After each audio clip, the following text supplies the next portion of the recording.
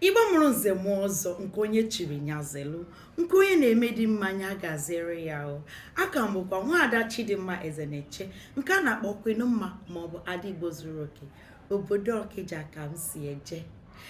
Na nke taa na-atụfughị oge achọrọ m iji ọmarịcha ohere a wee bulu ukpe ekere wee bugalụ ndị otu Fada Pita Charity Organization ndị wubere Fada Pita Igbo Challenge iji wee mee ka ụmụ ntorobịa ala Igbo were ohere a wee kwalite asụsụ Igbo na omenala Igbo na uju. Ọ bụ asọmpi igosipụta ejije ọbụla ịmaalụ n'ala Igbo. Obi dị m ụtọ na nso n'otu onye ndị tinyere aka na asọmpi a. Ọ bụ na ikiriri ihe onyonyo m ị ga-aghọta ihe nkọrọ maka ya. Ọ bụ mụ bụ Nwada kọrọ maka emume ihe ji ọkụ. Ihe nji ebido akụkọ m wee bụrụ ọmalịcha egwu a. O nwanne m ka kara gị irine nke ha eburu gafee wee na-asụ na obi dị m sọ aṅụrị, obi dị m sọ ụtọ maka abụ m nwa ada. Ihe ọbụla gbasara omenala na asụsụ Igbo na mmasị m.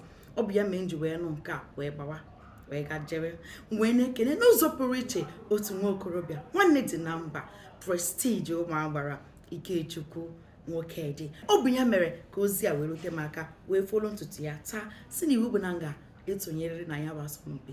Ọ beghị ebe anwa, ọ gbara mbọ fụ na ndị mmadụ, ndị enyi ya na ọtụtụ ndị mmadụ tụrụle m aka. N'eziokwu ọ bụ nyanwa bụ asọmpi a n'isi. Ọ bụ ka o si buli ya n'isi kpalitere mmụọ m wee sonye ya.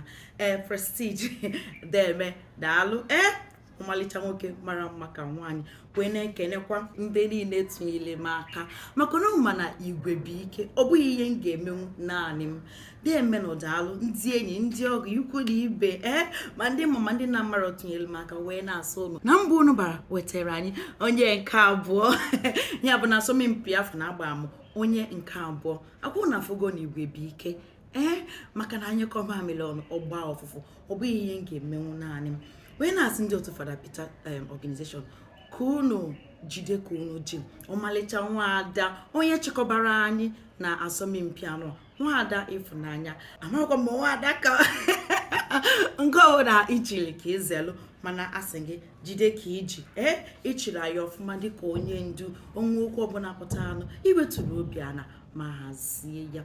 Wee na-asịkwa ndị niile mụ na ha so wee zọọ asọmpi a ma ịtụrụ ugo ma ịtụghị ugo.